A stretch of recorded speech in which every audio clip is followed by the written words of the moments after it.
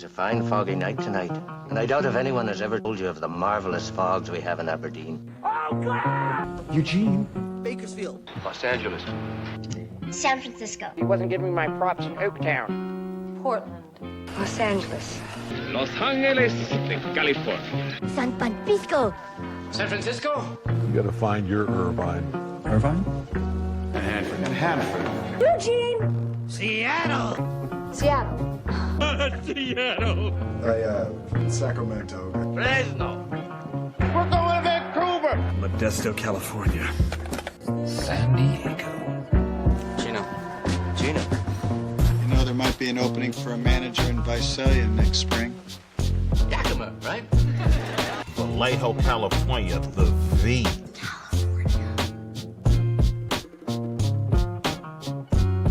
All right. Welcome to the West Coast Sojourn podcast. We are doing one of our freestyle sessions. No guests, just the honor of hanging out with me and my co-host, Lev Anderson. Yeah, he's there. How about it, Lev? How you doing? I'm good. I'm in the jolly, merry holiday spirit. Yeah.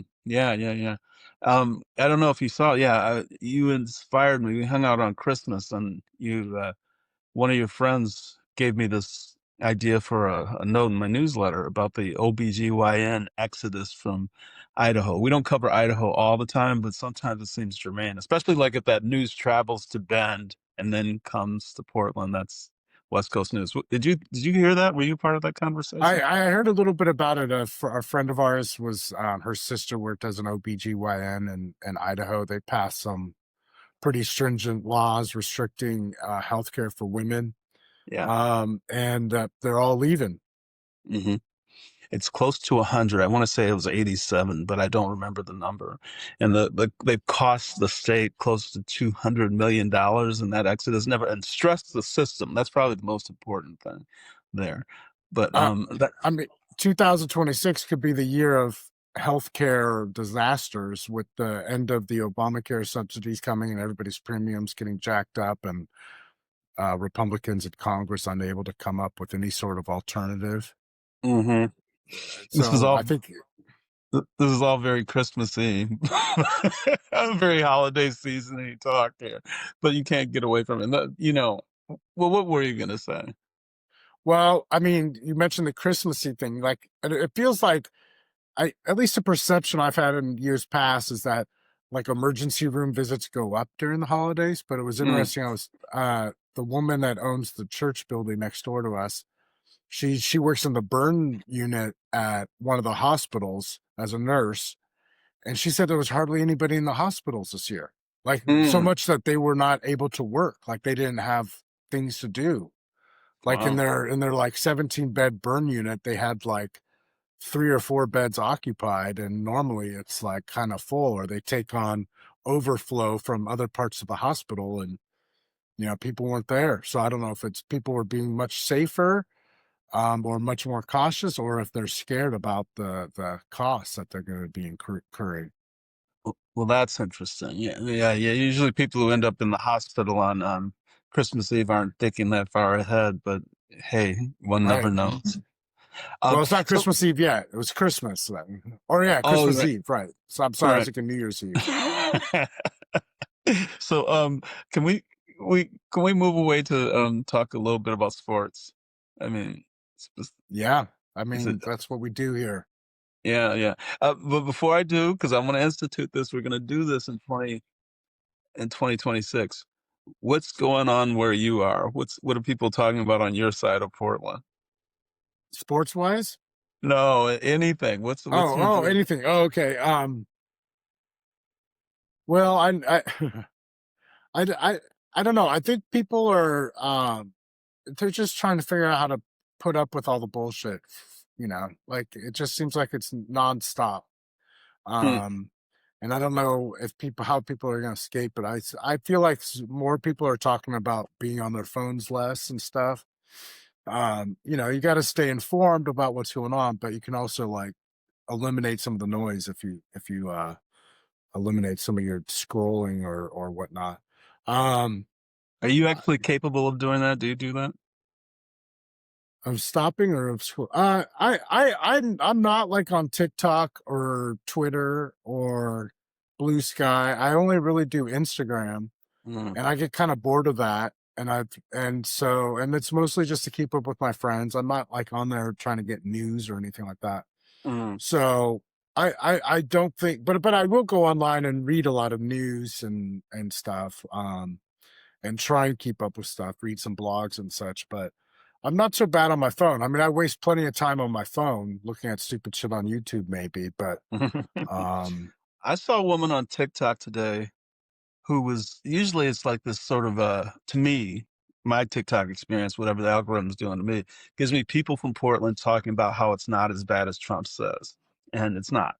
But there was a woman right. on there today who was she's one of those sort of stealth right wingers who comes across as a concerned citizen. And she had chosen the section of downtown to talk about how fucked up it is. And I usually don't get that in my feed, and Mhm. you could tell it was sort of selected a section where businesses had been closed, and she was doing the whole shtick about how terrible it is. It wouldn't it be great if Trump came in? Clearly an operative of some sort. But what's funny is I was downtown. I mean, I'm very close to downtown, but I was there Saturday evening, and I thought this was like fun, like 2010 was fun. It wasn't as packed with people and all that. But the idea that downtown Portland's dead it can be a myth to a lot of people. It's not dead. No. And I think I think it's coming back, and I think it's funny that you mentioned that she just went to like one particular slice of downtown Portland, because I feel like at this point it really is only one particular slice of downtown Portland that is fucked up, and the right. rest of it being pretty good. So I mean, I think you're right. Like yeah, I there's absolutely no need for federal troops downtown Portland. You know, Not at all. there could be a need for, federal assistance for other purposes, the more benign purposes than trying to throw people in jail. But uh we'll see. I never know, right? Like Right. but I think downtown Portland's on the rebound, and I think you're right. I think people are out more. I don't think it's nearly back like it should be. But, Mhm. long term, Portland's future is great. Huh. People like it here. With climate change, the weather's not going to get extremely shitty as it might in some other places. Um, we got a lot of water up here, but I think economically is the big question. Yeah. Lifestyle wise and environmental wise, it's a decent place to be, but for good jobs and affordability of living, it's not so great. So that's where the real struggle is. Yeah. All right. So that's all bummer shit, and that's our default. When we got on this call. I was watching the highlights from last night's Celtics Blazers game. Did you see that game by any chance? Yeah, I watched it on DVR. Uh-huh. Well, that's the only way to watch soaps these days. No, I had seen. I've been watching them a lot lately because I'm anticipating writing about them a little bit.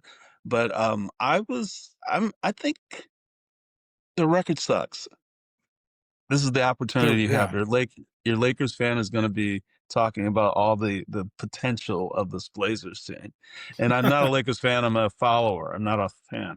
Uh, the Their defense is really good, and they held Boston like 30% from three. I thought, and that's a good 3-point shooting team. I think White was really just having a shit night, but God, they really did shut him down. I think this team, you're gonna have to answer the Scoot Henderson question because I don't understand when that guy's coming back.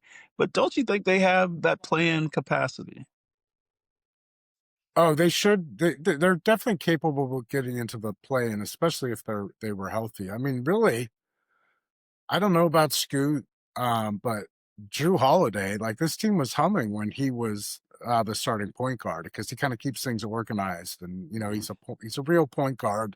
He's a vet with a lot of experience. He's and this team's kind of missing a real true point guard at the moment, because all four of them are injured. But and I feel like last night was interesting because I think the Blazers have more depth than the Celtics do. Yeah. Because even though the Blazers were playing without Jeremy Grant and Drew Holiday and Scoot Henderson and Damian Lillard and Matisse Thybulle. Hmm. The Celtics didn't seem to have anybody. It was like Jaylen Brown, and then Pritchard didn't even have a good game last time he played here in Portland. He lit Portland up. Mhm. Peyton Pritchard did, the boy from the suburbs of Portland. But yeah, I felt like that game was the defense was good, the Blazers were good, but I also kind of felt like the Celtics didn't really show up, and maybe they just had a little holiday hangover or something. But also Yeah. I don't think they have that much depth, because I was like, who are these guys?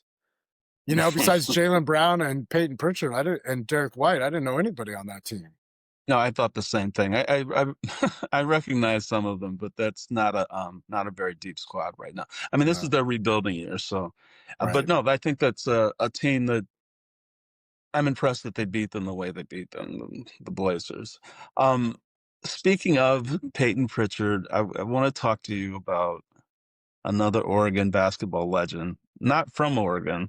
He's not from the suburbs of Portland. This guy. Did you know that Brooks is from Ontario? He's from outside. Dylan Brooks is from outside Toronto. Oh, Um, he's Canadian. Well, that explains yeah, a yeah. lot.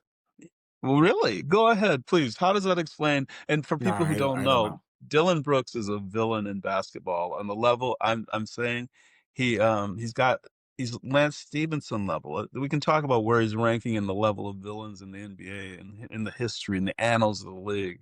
But he's really made for his name for himself as an asshole. Am I right? Yeah. Yeah, I Was he mean, an asshole? Was he an asshole when he was at Oregon? I think he was a little bit, but I think he's kind of matured as an asshole as well.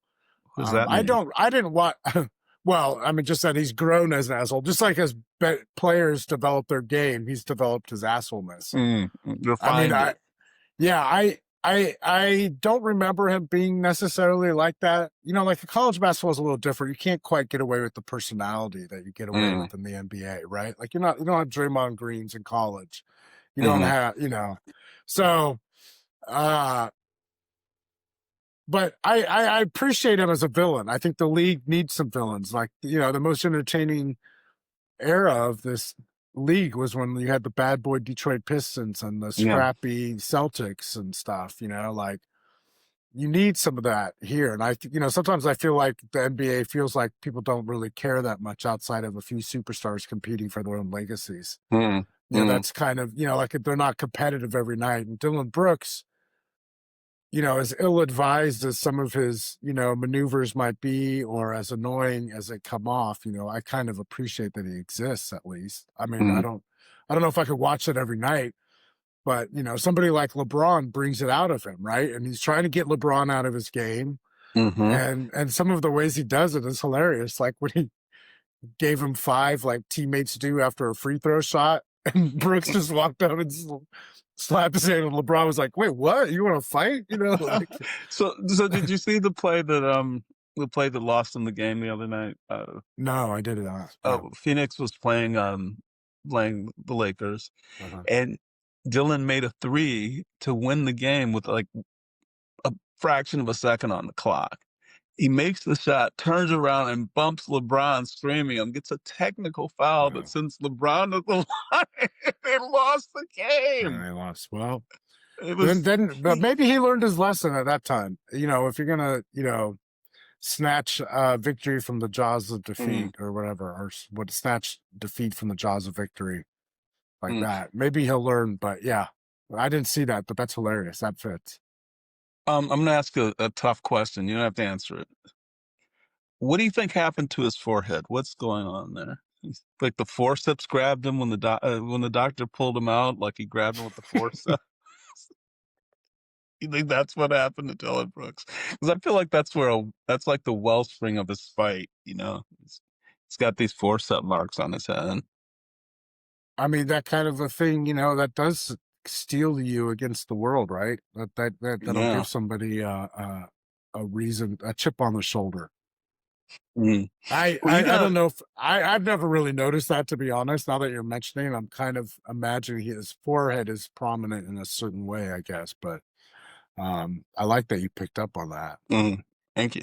What were you gonna did you have a LeBron observation to make? I'm sure it was something honoring his greatness or something. Oh, Yeah, you were talking about the offense stalling. Is that the well, deal? yeah, like I mean, the team, took a slight dip in their offensive efficiency and their play when LeBron came back from injury. But, again, I think it's not a LeBron thing. I think it's a load management thing, like the Clippers for so long, like they were load managing Kawhi and Paul George, and to the point where they had zero chemistry together when they actually played on the court in the playoffs. And I think that's the downside of the whole load management thing, especially when you have new teammates.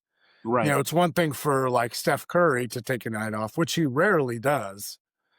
Because the Warriors are just so established in what they do in their chemistry. But when you're not playing together, when you get into that crunch time, then that can, stall the team out a little bit, or it might be more difficult than your plan is, because there's so much of Right. basketball is about feel and rhythm and confidence, Yeah. Yeah, I think that's especially true of that Lakers team because they are transitioning, not just in terms of who the main ball handler is, but just what to do with LeBron. He's becoming a low post guy, and that hasn't been fully what he's been. He's used to handling the ball a bunch and playing off ball while Austin Reeves is out or Luke is out. You're right; it doesn't give a chance to really establish that continuity. And they're going to make a trade. February 5th is the trade deadline. So all of next month, I should say, we're going to be talking about trades or the expectation of them. Do you think the Blazers are going to be in the market for anybody? Are they going to be sellers or buyers? I don't know. It's really hard to say because, like, I think the new owner takes over in March, which is like right after the trade deadline. I So didn't I know don't that. know. I mean, I'm sure they're in touch with him in terms of the front office is probably in Hmm. touch with the new owner. Like, we'll check with you before we make a big trade. I Hmm. mean, I don't know. I think it just kind of depends on where they see themselves in a couple weeks. I mean, I think they'll definitely be out there looking. I have no idea what they're going to do because I feel I mean, like they have these. Always in the past, it seems like people are like, they're going to unload Jeremy Grant or they're going to unload Drew Holiday, but I don't know that they're going to do that. I think they would trade Jeremy Grant if they hmm could for like a hmm one draft pick and some salary. But I just don't know what deals are out there for them to make, so they probably just won't make any deals. That's my I don't know. guess. He's played pretty well this year, I think. He has No. done the team a favor by playing pretty well, and I Hmm. guess the Bucks were rumored to be interested in him as a piece and some Giannis trade, or no, to bring somebody else to play alongside Giannis. But I mean, if they think that Jeremy Grant's that dude, I would No. make a trade, but I don't think he is that dude. So, Yeah. I, Well, I, well. would- I, as much as I like Jeremy Grant and I appreciate how much he likes Portland, like he Mhm. seems to genuinely like the city, I would trade him if you could get a first round pick. Yeah. And, Yeah. for sure. And I would think he's worth that these days. There are people looking for a big wing, I mean, Yeah. Yeah. And he he's can shoot. He can shoot. Yeah. not exactly a two-way wing, but I mean, not the he most. kind of used to be. He used to be a Yeah. better defender, I think, in his younger age. But, I mean, he's a little thin he's not a stout defender. No, no, he's never going to be confused with Lou Dort. It looks like a No, linebacker. no. Oh. So are you going to ask me questions about the Yeah. Paramount deal? Well, one, I wanted to ask you, we were talking Oregon Ducks earlier, and I know you had an opinion about Bo Nix, the football player who played for 2 years at Oregon. Okay, I'm fascinated by Bo Nix. Do you think he's good? Is he good or is he lucky? Oh, I thought coming out of coming out of Oregon, I thought he was underrated in terms of the draft. I mean, he still went in the first round, but people were talking about Shadur Sanders and JJ McCarthy, and I know they both kind of suck now. I mean, Shadur Sanders is still up in the air, I guess, but I think it's pretty clear that JJ McCarthy sucks. They were in the same class, and people would talk about those guys before they would talk about Bo Nix, and Bo Nix was hitting like 74% of his passes and set the record for touchdowns by a quarterback in all of college history. I mean, that's partially because he played like 5 years or something, but the dude is good, and I think so. I think he was a little underrated coming in. I don't know that he's great. Like I think he's he's like in that maybe that Brock Purdy realm or something, where he's definitely, can help a team win games and he's better than people think, but he's not like fucking Patrick Mahomes or Lamar Jackson or something, Yeah. Well, I That's think there's a my, pretty big range between Patrick Mahomes and Brock Purdy. I think they're both great leaders, and that's the thing that keeps yeah, them on the field. yeah. But you're talking about a better athlete with Bo Nix, a much better athlete. And I've been frustrated watching Brock Purdy. I think Brock Purdy, and we're going to talk about Sam Darnold a little bit later when we talk about the NFC, but you're never going to win a Super Bowl with that guy. It's just a fact. His arm is way too weak. Defenses can adjust to it. And I don't know that Bo falls. He doesn't seem as accurate as a lot of the great quarterbacks, but just I think like system quarterback is such a pejorative people use, but if you can Yeah. execute the system, what more do you want? I mean, the Right. bomb throwers. I mean, I always felt like evaluation of quarterback was way too weighted toward the power of one's arm. Tom Brady didn't have the best arm in the world, but he was the ultimate system quarterback. And I I mean, don't know. I think Bo Nix is perfectly capable of winning a Super Bowl, and he might Mm, win a Super Bowl before Brock Purdy. I don't know. I mean, I'm kind of counting. I thought the Niners were just going to kind of suck this year, but they've been better. So let's talk about the NFC East. So for our listeners that don't know, that's where most of the good teams are in the NFL. The wait, LA the East or the West? the NFC West. Sorry, I said Yeah. NFC East. NFC West. NFC East is not a good squad, No. but that's the LA Rams, the Seattle Seahawks, and the San Francisco 49ers, which might be like 3 of the best 5 teams in the league. Yeah. Yeah. Maybe. I have this thing when I was living in LA, when I left Portland the first time, I had this gig at the Coliseum. I must have told you about it. I was the social media guy at the Coliseum. The college quarterback was Sam Darnold at USC, and the Rams had Jared Goff, and I thought they both were fucking losers. And Goff has redeemed himself a little bit. He's still got a little bit of a loser stitch on him. Did he get a Super Bowl? Just an appearance in the Super Bowl? I think he won it. I think they won. Didn't Uh, they? With okay. Cooper, yeah, Okay. Cooper Well, Cup was like the MVP or something. Or was that Stafford? I can't remember. that was Stafford. Yeah. I think Goff has been good in Detroit, but I just don't think he's that winner. And I feel that way about Darnold. I've thought a lot about it because I was thinking about I haven't been to many NFL games, but I got to cover the playoff game when was Randy Moss was catching passes from Rich Gannon, and he made Rich Gannon look so good. And I think that I think you might have a situation like that with Donald. You don't have to be great. That defense in Seattle is great. I think it's funny in this moment, like there's sort of this unanimity that Seattle's the best team in football. That win was not that demonstrative. I don't know how they're the best team in football all of a sudden. That just got a little weird to me. But I think I don't know who's going to win that division. I think is it dependent on? There's a big game next weekend, isn't there? Well, I think There's Seattle and San Francisco. the San Francisco play against each other, so that might decide it. I don't know what the tiebreakers are if like the Rams win. I think the Rams lost to Seattle and San Francisco, so I don't Yeah, know. yeah. So maybe it's just between Seattle and San Francisco. I think you're right there. You don't have you said you thought San Francisco was going to suck. I was impressed that they kept winning when they had so many hurt players. They still don't even have their tight end back, I don't think. But they're Or their 2 best defensive players are both out too. Yeah, I think it's been good coaching. I think also just the league is kind of open this year. There's not the dominant teams. There's a lot of parity, a lot of teams that are competing. So yeah. we'll see. It'll be fun. Well, we also got to count the Chargers. The Chargers are probably going to be the 5th seed in the AFC. So, all the West Coast teams, except for the honorary West Coast team, the Raiders, uh, they're not good. That Like, was a failure. The transplant of Seattle to Las Vegas didn't work. My kid no. was at that game. My middle child was at that game yesterday. I'm Against the assuming, Giants. Yeah. yeah, I'm assuming tickets were.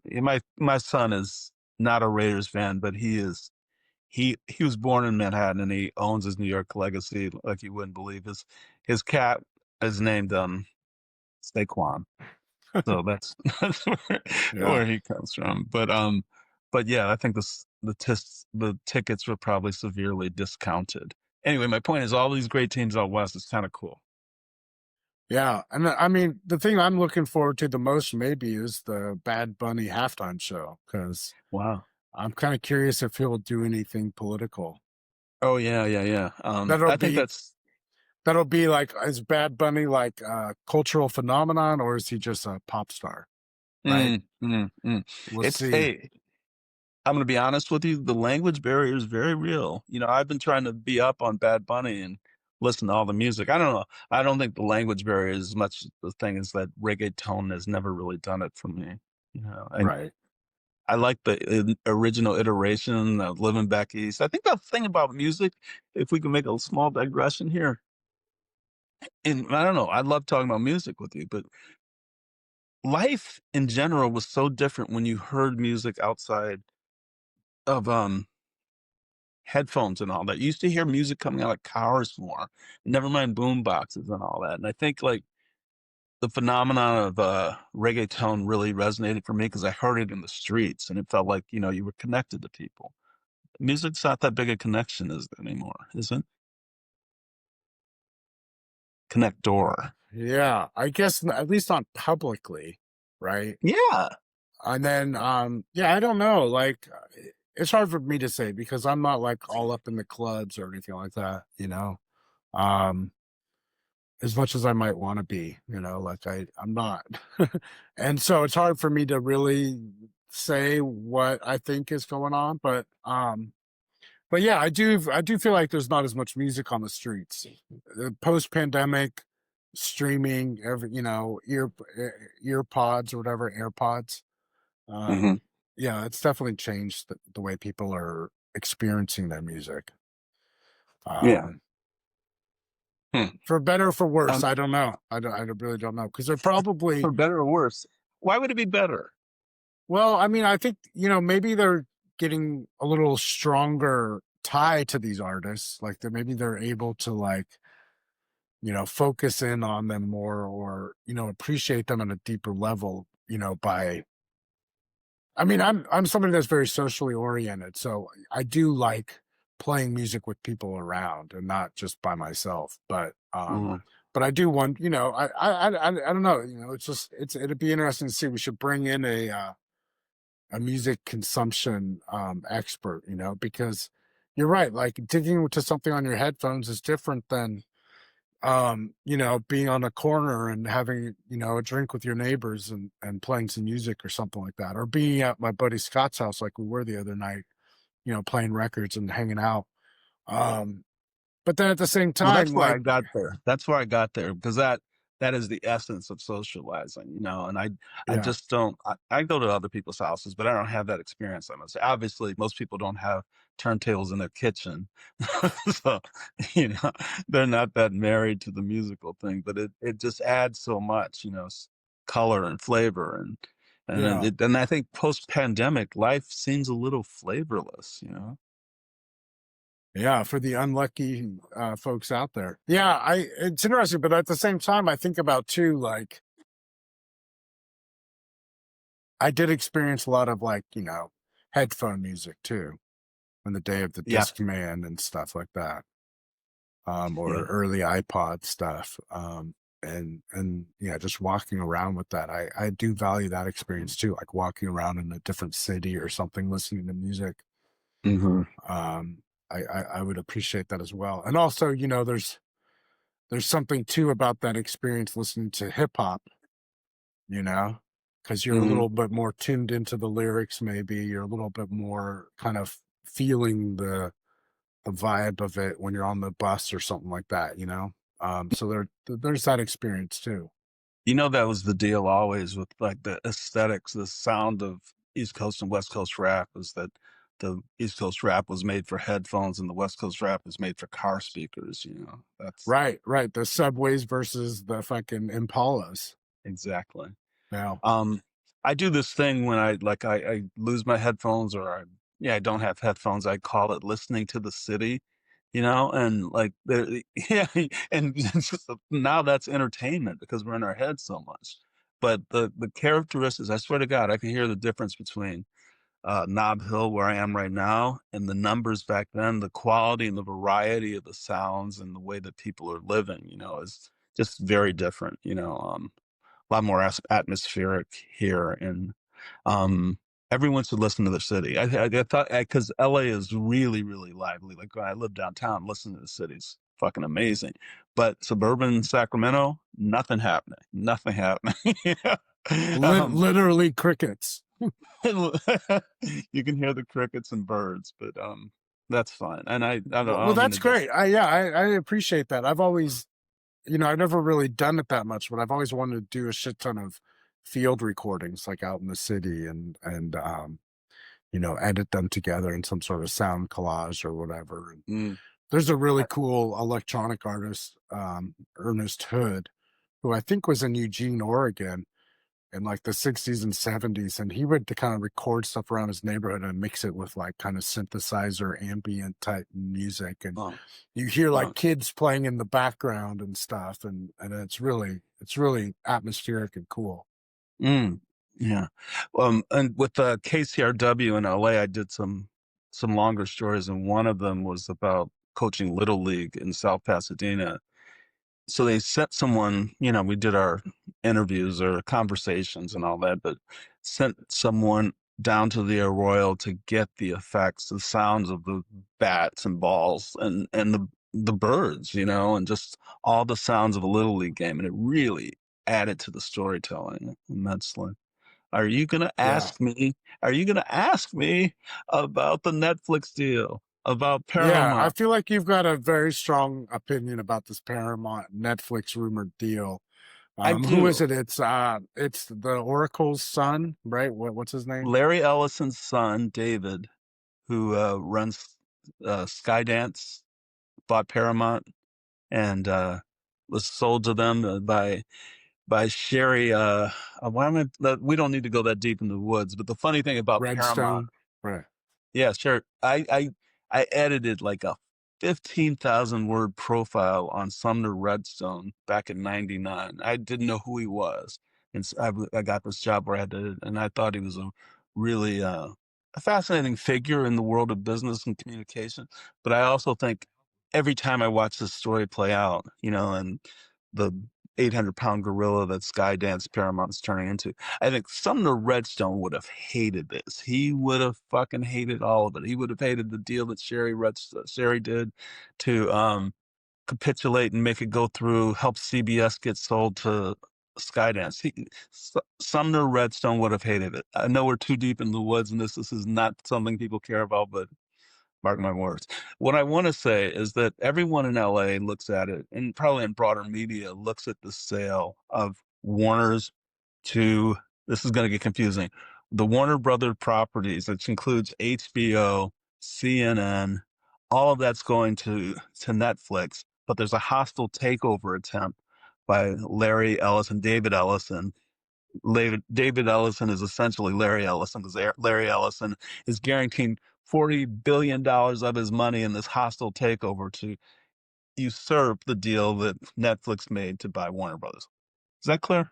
So Yeah, and Warner Brothers employees are trying to fight against it too. Like they're trying to like send out a message like don't sell your stock right, to these right. guys. Yeah. If you're a, why don't you, are you not making this deal because for the greater good of the society? I mean, there's $40 billion over the amount that's been agreed to, guaranteed by Larry Ellison. There's all this money that's Saudi money coming in. why don't you, if you're a stockholder, welcome the Ellisons? I mean, the reasons. I don't know. I mean, I don't know what part of Netflix's pitch was to them, or Mhm. what their knowledge is of how David Ellison is running his company. I mean, and also, I mean, Paramount and Warner were such rivals, right, forever. Mm, So right. there might be a little bit of that. But I don't know. Maybe they will take the money, but I don't know if that money's like guaranteed to trickle down to them, or I don't know how that happens in the business deal. But Mm. and then Well, let me tell you. I I do have a thing. okay, all right. This is the reason I brought it up. It is so corrosive to society if this happens. It's bad enough that we've got media consolidation that's like a joke. This is like Trump's his thumb is on the scale, saying that if Netflix gets the deal, he and what's his name, Brendan Carr, they're going to look at it. They're going to make it a regulatory hell for them if they end up being the people who have the deal.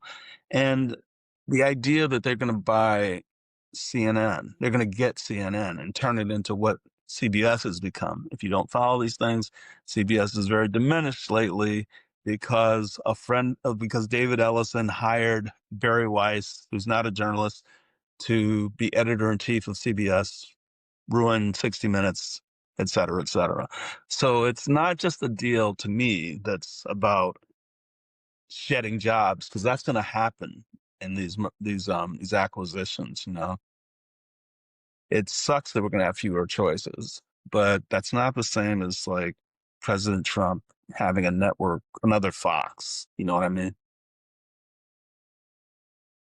Yeah, the politics of it could be extremely disturbing. But I'm not. I guess Netflix is maybe a more benign uh company than Paramount, or at least David Ellison, because he definitely is a Trump aligned media dude. And I think it's just so fucked up and so corrupt the way Trump inserts himself into these things and makes all these fucking threats. I mean, whatever happened to the free market? Like, whatever happened to all these like conservative principles about how the economy should work and how the government should keep their shit out of things, keep their business straight, like, and not be fucking with all this stuff. But because it's Trump, it's okay or desirable if these people are rooting this shit on. Like, yeah, I don't understand it. I don't want. I would rather Netflix take them. I guess, the lesser of two Mm, evils. yeah. In the long run, I don't know that all this monopoly is good. Coming from any of these parties, but No, no. yeah, Trump's approval, the very strongly approved number, that's a category that is like beneath the surface of all these polling numbers, but it's at an all-time low. His strongly approve is like 28%, which is, it's never been that yeah, low. that's crazy because it usually was like 35% or something. So Hmm. that's like 7% worse than like what it's been at the worst for him. I Yeah. don't know. I don't know if it matters to him because he's not running for office again. So I don't know, I mean, it hurts his vanity, but I mean, he's not like changing anything at the moment. No, but I do think it hurts him if there's a takeover of the Senate and the House by Democrats. There's Right. investigations. Yeah. There's going to be Yeah. investigations to all the bullshit that's been happening. Yeah. His agenda will grind to a halt if the Democrats take over the House or the Senate. Ha- Yeah. have you heard this idea that he's rushing to get his name on things because he knows that he's not healthy and he might not be here? I don't really know what I believe about all his health, Like, I mean, I could believe that he's in decline, at least mentally. I get that because the guy can barely, make a coherent speech or statement without his Adderall or whatever he uses. Because I think he's on something when he does those speeches. Yeah. But but the other stuff, it's hard for me to say. I mean, look at fucking Dick Cheney. That evil fuck seemed to live forever. And Mm. Trump might be the same way. Like, bitterness is a life force for some people. I know my grandmother, she lived to be like 101 and she was bitter as fuck. And I think that kind of fueled her fucking she'd be like, I'm gonna outlast all these fuckers. I mean, I'm joking, but and Dick Cheney, I mean, fuck, the dude didn't have a heart for the last 10 years of his life. That's so I true. don't know. I don't know what to believe about his shit. Like, I don't know what's psyops and disinformation and just plain flat rumors or what's like legit real shit. Like, I don't really know anymore because the press has been so compromised. The internet makes you question fucking reality. So it's really hard to say, I mean, I think he's definitely getting very close to lame duck status where other Republicans are just going to be like, no, we need to look out for ourselves. It's not about you anymore. We're not going down that path. I think we are getting to, I don't think we're at that point yet, but I think we are getting to that point, and, God help us that we get there soon enough, The people not running for re-election are a suggestion of just how far down that road we are. Can we talk about Denny Advia again? I want to go back to this thing. I've been saving this perfect bit of Blazers. Okay. Candy. I'm excited for this. Okay. Turbo. Are you familiar with Turbo? Right. That's his nickname. I don't know how he got the nickname, but I'll tell you that in a minute. But Turbo, well, maybe I should tell you now. I know the guy from Breakin'.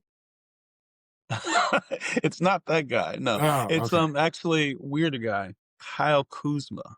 Kyle Kuzma gave him that nickname because when he plays NBA 2K, he does not take his finger off the turbo button. So that's why he is Turbo. Do you have a NBA 2K style? Do you have a style of NBA 2K? I haven't played that shit in a long time. No, I haven't had video games access to system. I mean, my son's got an Xbox, but he doesn't let me touch it. So I haven't played enough of that. You got to play 2K with your boy, man. I did get him to download it once, and we talked about it. But every time I want to play, he's like, "No, man, I'm on a mission." So which games is he playing? Like the shooter games and shit. So Black Ops. And are you familiar with PsyOps. the Minecraft movie? Yes. You didn't see it? We saw it. I think we did see it and we hated it, but yeah. I think he said, well, I was just going to say I was, I've heard it was good and I was actually going to watch it. Yeah. I'm sorry. That's just who I am. Well, you have fun. You know what I was watching that was the opposite of Minecraft? This documentary called The Forbidden Orange. Are you familiar with it at all? It's about a Clockwork Orange and how they showed it during the Franco regime in 1975 and at this really conservative town. And it was, I guess the thing I want to say about it that I found so interesting is it demonstrates the power of culture to kind of stand up to regimes, the cachet that culture has. I always feel like in this Trump idiocracy, the last 10 years, culture has never really used its clout because we have so much clout there that is antithesis to what the MAGA people are doing, and we never really use it. I mean, an example of the clout that culture has is the backlash that Trump felt when he's talked shit about Rob Reiner, Anyway, this film, the documentary, it's on HBO, made me see that. They were able to fight Franco with A Clockwork Orange, a film that they really didn't want to have, but they needed the cultural cachet, and so they let this thing happen. It's really interesting. That's a long way to go from. Well, did we get to the Denny Advia thing? Well, you mentioned how he was Turbo, but was there something more to that? Because I thought it was just you bringing up your favorite player, Kyle Kuzma. No, but I am a big Denny Advia fan, and I'm going to get to the point. But and Kyle Kuzma, well, let me tell you. No, Denny Advia, he's leading the league in drives. Drives to the hoop. That's all he did. Yeah, that's his MO, yeah. Yeah, he's really, I mean, I know that you need to have an organizing point guard, but when he has the ball like he does, I think it's he's super effective. I don't know. He's been real effective. He like also was like number 1 or 2 in and ones with SGA. But Natural outgrowth. I'd love to see him with a superstar. Yeah. You know, like I don't think he's a superstar enough to carry a team to a championship, but he would make a great Robin to somebody's Batman, you know. Yeah, you know who he's like? It's like Who's Austin that? Reeves. Oh, that's right. Yeah. Yeah. Okay. So who makes the All-Star game? Austin Reeves or Denny Avdia? That's a great question. I think Avdia is Because in I don't think trouble. both of them will. No. Listen, I got to tell you the thing. But listen to the thing. The format this year, it's international versus domestic. Oh, right. So he, Denny Avdia will be on the international team, maybe. Yeah. I've been burying the thing for so long. The reason I wanted to talk about Avia and his nickname Turbo is that is the name of his new ice cream. He has an ice cream brand. I'll look for it. No, it's supposedly low Only calorie. Oh, yeah. It's something he can eat after games. It's here's the thing, it's gonna come out in Israel first and then it'll come to Portland. I was gonna say it sounds like something you can get in Tel Aviv. What I learned, I mean, I know that he was an Israeli player, but I learned recently that he's Syrian. He's a Syrian Jew. Like he's got ancestry from Syria. So I don't know how or what, but I heard that. And that kind of surprised me a little bit. But so does that affect your decision to support Israel by buying his ice cream? does it support Israel or does it support the fact that he's only getting paid like $11 million a year? He's like the biggest bargain right now in NBA basketball because his contract is also designed to go down in monetary. So like, what? Maybe he's getting paid like 12 million, but next year he's only getting paid like 11 million. Yeah, I think he had a shitty agent, but I also think, and they made that deal. I think that was what the Wizards the Wizards signed him to that deal before Portland traded for him. And that was part of the reason why Portland took it, because his contract was like gold. He's playing to where he can demand like an extension and he'll get paid. But right now he's the biggest bargain in basketball. Yeah. So like he's getting paid half of what Austin Reeves is getting paid. Wow. So he's going to get an extension in the off season. Yeah, probably. That's insane. He's the guy I'm watching right now. Did you answer my question? Do you feel like you're you're comfortable? Because do you remember what's that the water, sort of bubble water company that's from Israel that's very popular? And there's a boycott of that. It's I love the product. I can't think of the name of it, but you know what I'm talking. LaCroix, is that Israeli? No. It's like the Soda Stream thing? Soda Stream, right. Yeah, I knew they were Israeli, right, yeah. So there's a protest against Soda Stream. And, well. Yeah, I don't know. I mean. Can you buy Advia's ice cream? Is it made in Israel or is it made in the States? Like, where are the employees located? Like the people that have the jobs to make it. They're going to be in Israel. They'll be probably in Tel Aviv. Yeah. I mean, I don't know. I'm not buying a lot of ice cream anyways, so I won't miss you don't have to answer that. I just wanted to play with the notion. We do sometimes have Oatly ice cream. I think that's made in Canada. What is that? Oatly ice cream, like oat milk ice cream, the Oatly brand. They have kind of a good non-dairy. Well, my sister's non-dairy, so she was the one that introduced us to us. But sometimes I'll buy that, or it's less fatty and stuff. But I don't know. I'm not eating a lot of ice cream, so I'm not going to have to make that decision. Right. There's a Trader Joe's right around the corner, like 300 feet from where I'm staying, and I have to talk myself to go outside and just go get like a candy bar. I want a candy bar so bad. I've been talking to myself about it for like 6 hours, and I just won't make myself go around the corner and get it. And I'm someone who walks everywhere. I don't know what it's about, man. I don't. Do you have plans for next year?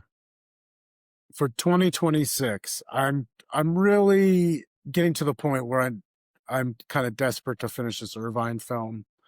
I got to figure a couple things out, but one thing that was kind of encouraging, speaking of Netflix, Grace was talking about how there seems to be a lot more short form documentaries on Netflix that are really well done, but like Yeah. 45 minutes long. And, Hmm. I think that might be the new trend in documentaries, is doing things that are a little shorter.